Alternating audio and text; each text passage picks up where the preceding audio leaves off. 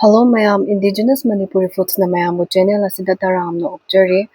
ngasidi ekhoi local do phangba Ngahei gi mathel amamu puduna lakjare Ngahei asi khodak rong gi ichil inaw sing na nga mela da pukhat pirak pani yamna so fresh oye ko mahau su yam lei unda phangba nga duga suman manade adugi recipe ama muk thongjara ge ngasidi thongba hodringai da nga mela chalubagi video mate ama khatang yengminase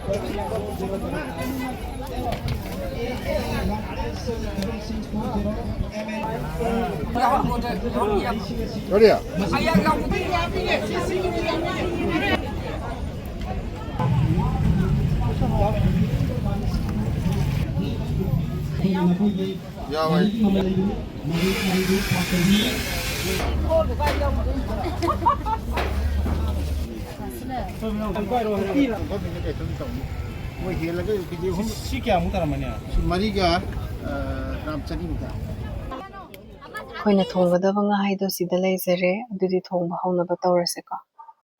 khangsu sarabanina acha thau do oknaba changda lobirase nga thongba sidi thau se khara namna hapiyo natradi nga se loi toibani ko hojiti thau mulle mai do lo da thambiro aduga thau se nga tang intha hanse ko maroi hapada khangka ka singi danabani tejpata hing methi marudo teaspoon ama thada biro second amani dang otlase kabak kabak sudok charba jira do teaspoon ama hapcharage napakpi mara do khara hapchare napakpi se thau da hapada kapta na waina kha sudok chabani ko hapchare ngata ngaurase hauji happy ba marum marang aduga maroi singsidagi manam nusiba do release tawhan kisi ngatang thammase ko flame dudi low da sum thamjari hauji high da thammase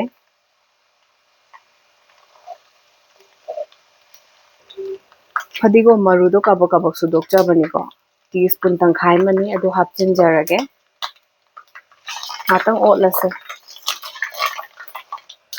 maroi se machu chi khati khatang on ba hore ko asida tilhau do hapchil horase tilau je machu khara on ba ngai rase ko tilau se machu khara on ba hore chanam hapchin birase flame do hoditi medium da thambiro chanam sidi yam ka sen ba thuidana ko aduna khara lei thajabane medium flame sida machu on rifo khara ngau kise maroi mapang se machu khara on ba horabani na maru marang amu hapchare medium flame da amu ngau kise asaidagi medium da thamjabane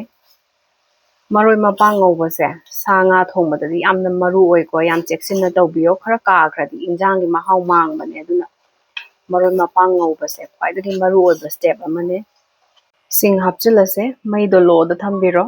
Heiribob su hapchinbiro pura fresh oina laujare ko nga do fresh oina phangbaduda second manga tarang ngauroba matungda khamena sinba hapchare amta otlase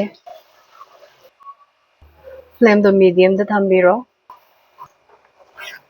khamena sinba se pathadri phawba ngau khise ko mapan da maroi mapang taibado khara phajana khomjinbiyo pungtai tairaga thongba su yengba hek nungai tabani ko marakta khamena sinba je yamna kandana ba sum yawbani ko adugumbo oi taragadi thumdo injang da thakadaba sarukdudagi khachi khatang lawthoga chaisinbiyo yam thuna pathabane khamena sinba su toire nga hapirase otlase ko nga se koina ungi leira chaidana ko nga haisidi aduga su yam manade masa sisu adagi sisina thot thot lawe ko aduga manam su kya leite khara tongale hai tai liraga porakpanina ko amaduna ice ta sisina pura fresh oibanina ꯉꯧꯕꯗ ꯃꯍꯤ ꯊꯣꯛꯄ ꯍꯧꯔꯦ ꯊꯨꯝ ꯆꯥꯏꯁꯤꯟꯕꯤꯔꯁꯦ ꯎ ꯃꯣꯔꯣꯛ ꯑꯅꯤꯈꯛ ꯐꯖꯅ ꯇꯛꯈꯥꯏꯖꯕꯅꯦ ꯑꯗꯨ ꯍꯥꯞꯆꯤꯟꯖꯔꯒꯦ ꯌꯨꯝꯗ ꯇꯛꯈꯥꯏꯖꯕ ꯃꯣꯔꯣꯛꯇꯣ 1.5 ꯇꯤꯁꯄꯨꯟ ꯂꯧꯖꯔꯦ ꯃꯆꯨꯗꯣ ꯇꯤꯁꯄꯨꯟ ꯑꯃ ꯍꯥꯞꯆꯤꯟꯖꯔꯦ ꯃꯩꯗꯣ ꯃꯤꯗꯤꯌꯝꯗ ꯊꯝꯕꯤꯔꯣ ꯑꯗꯨꯒ ꯇꯞ ꯇꯞꯅ ꯑꯣꯟꯊꯣꯛꯑꯁꯤꯀꯣ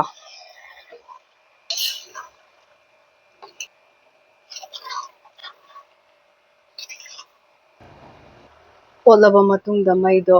ꯍꯥꯏꯗ ꯊꯝꯕꯤꯔꯣꯀꯣ ꯉꯥꯛꯇꯪ ꯊꯝꯈꯤꯁꯦ ꯗꯔꯀꯥꯔ ꯇꯥꯕꯒꯤ ꯃꯇꯨꯡ ꯏꯟꯅ ꯃꯔꯛ ꯃꯔꯛꯇ ꯈꯔ ꯁꯧꯒꯥꯏꯕꯤꯌꯨꯀꯣ ꯃꯈꯥꯁꯦ ꯈꯔ ꯅꯞꯁꯤꯟꯗꯅꯕ ꯀꯔꯤꯒꯨꯝꯕ ꯃꯇꯝꯗ ꯉꯥ ꯊꯣꯡꯕꯁꯦ ꯑꯩꯈꯣꯏꯅ ꯆꯥꯕꯗ ꯉꯥ ꯃꯍꯤꯗꯗꯤ ꯌꯥꯝ ꯍꯥꯎꯕ ꯑꯗꯨꯕꯨ ꯃꯥꯒꯤ ꯄꯤꯁꯁꯤꯡꯁꯤꯗꯗꯤ ꯊꯨꯝ ꯃꯣꯔꯣꯛꯁꯦ ꯏꯆꯨ ꯆꯨꯁꯤꯟꯗꯕꯁꯨ ꯌꯥꯝ ꯊꯦꯡꯅꯩꯀꯣ ꯑꯗꯨ ꯇꯧꯗꯅꯕ ꯉꯥꯁꯦ ꯉꯧꯔꯤꯉꯩꯗ ꯊꯨꯝ ꯃꯣꯔꯣꯛꯇꯣ ꯐꯖꯅ ꯍꯥꯞꯄꯤꯒꯗꯕꯅꯦ ꯃꯍꯤ ꯈꯔ ꯍꯥꯞꯆꯔꯒꯦ ꯍꯧꯖꯤꯛꯇꯤ ꯁꯧꯍꯟꯕꯤꯔꯁꯦ ꯁꯧꯔꯛꯄꯁꯦ ꯉꯥꯛꯇꯤ ꯑꯣꯏꯔꯦꯀꯣ ꯇꯞ ꯇꯞꯅ ꯑꯣꯠꯄꯤꯁꯦ ꯌꯥꯝ ꯀꯟꯅ ꯇꯣꯏꯕ ꯄꯥꯝꯗꯕꯁꯤꯡꯗꯣ ꯑꯗꯣ ꯐ꯭ꯔꯦꯁꯅꯤꯅꯀꯣ ꯉꯥꯁꯤꯁꯨ ꯌꯥꯝ ꯊꯣꯠꯂꯦꯕꯀꯣ ꯐꯤꯁ ꯃꯁꯥꯂꯥꯗꯣ ꯍꯥꯐ ꯇꯤꯁꯄꯨꯟ ꯑꯃ ꯂꯧꯖꯔꯦ ꯒꯔꯝ ꯃꯁꯥꯂꯥꯗꯨꯁꯨ ꯍꯥꯐ ꯇꯤꯁꯄꯨꯟ ꯑꯃ ꯂꯧꯖꯔꯦ ꯁꯥ ꯃꯔꯣꯏꯒ ꯐꯗꯤꯒꯣꯝꯒꯁꯨ ꯆꯥꯏꯁꯤꯟꯖꯔꯦ ꯇꯞ ꯇꯞꯅ ꯈꯔ ꯑꯣꯠꯂꯁꯦ ꯉꯥꯁꯦ ꯌꯥꯝ ꯇꯣꯏꯍꯟꯗꯦꯅ ꯃꯍꯤꯒ ꯃꯄꯪꯒ ꯇꯣꯉꯥꯟ ꯇꯣꯉꯥꯟ ꯇꯥꯕꯗꯣ ꯇꯧꯗꯕꯅꯤꯀꯣ ꯃꯍꯤꯁꯤꯁꯨ ꯁꯨꯝ ꯀꯨꯡꯅ ꯇꯥꯕꯅꯦ ꯉꯥ ꯊꯣꯡꯕꯗꯗꯤ ꯁꯨꯃꯥꯏꯅ ꯇꯧꯕꯁꯦ ꯁꯨꯝ ꯍꯥꯎꯕꯅꯦꯀꯣ ꯐ꯭ꯂꯦꯝꯁꯦ ꯑꯣꯐ ꯇꯧꯅꯕ ꯇꯧꯖꯔꯒꯦ ꯑꯩꯅ ꯊꯨꯝ ꯃꯣꯔꯣꯛꯁꯦ ꯑꯩꯈꯣꯏꯒꯤ ꯑꯉꯥꯡ ꯑꯃꯗ ꯌꯦꯡꯍꯟꯕꯅꯦ ꯑꯗꯣ ꯃꯥꯁꯦ ꯆꯥꯛ ꯆꯥꯔꯣꯏꯅ ꯍꯥꯏꯔꯝꯕꯅꯦꯕꯀꯣ ꯃꯥ ꯆꯥꯛ ꯆꯥꯔꯅꯤ ꯍꯥꯏꯔꯦ ꯍꯧꯖꯤꯛꯇꯤ ꯉꯥꯁꯦ ꯄꯨꯔꯥ ꯐ꯭ꯔꯦꯁ ꯑꯣꯏꯕꯗꯨꯒ ꯎꯟꯒꯤꯒꯗꯨ ꯃꯍꯥꯎꯗꯣ ꯌꯥꯝ ꯈꯦꯠꯅꯔꯕꯅꯤꯅꯀꯣ ꯃꯥ ꯆꯥꯛ ꯆꯥꯔꯅꯤ ꯍꯥꯏꯔꯦ ꯍꯧꯖꯤꯛꯇꯤ ꯃꯌꯥꯝꯁꯨ ꯁꯣꯏꯗꯅ ꯇ꯭ꯔꯥꯏ ꯇꯧꯕꯤꯌꯣ ꯉꯥ ꯃꯦꯂꯥꯗ ꯐ꯭ꯔꯦꯁ ꯑꯣꯏꯕ ꯉꯥꯍꯩ ꯂꯧꯕꯤꯔꯛꯄꯁꯤꯡꯗꯣ ꯑꯩꯒꯤ ꯈꯨꯊꯣꯡꯁꯦ ꯑꯝꯇ ꯇ꯭ꯔꯥꯏ ꯇꯧꯔꯒ ꯌꯦꯡꯕꯤꯌꯨꯀꯣ ꯑꯩꯅ ꯍꯣꯠꯅꯖꯕꯅ ꯈꯖꯤꯛ ꯈꯛꯇꯅꯤ ꯑꯗꯨꯕꯨ ꯃꯌꯥꯝꯒꯤ ꯅꯨꯡꯁꯤꯕꯤꯕꯁꯦ ꯎꯕꯗ ꯃꯌꯥꯝꯕꯨ ꯍꯥꯏꯅꯤꯡꯉꯥꯏ ꯂꯩꯇꯅ ꯊꯥꯒꯠꯆꯔꯤ ꯃꯈꯥ ꯇꯥꯅꯁꯨ ꯁꯄꯣꯔꯠ ꯇꯧꯕꯤꯌꯣ ꯚꯤꯗꯤꯑꯣꯁꯤꯡꯕꯨ ꯌꯦꯡꯕꯤꯔꯤꯕ ꯑꯃꯁꯨꯡ ꯀꯣꯃꯦꯟ ꯂꯥꯏꯛꯁ ꯇꯧꯕꯤꯔꯤꯕ ꯁꯕꯁꯀ꯭ꯔꯥꯏꯕ ꯇꯧꯕꯤꯔꯤꯕ ꯃꯌꯥꯝꯕꯨ ꯍꯥꯏꯅꯤꯡꯉꯥꯏ ꯂꯩꯇꯅ ꯊꯥꯒꯠꯆꯔꯤ ꯑꯗꯨꯗꯤ ꯃꯊꯪꯒꯤ ꯕ꯭ꯂꯣꯛꯇ ꯎꯅꯔꯁꯦ ꯈꯨꯔꯨꯝꯖꯔꯤ ꯃꯌꯥꯝ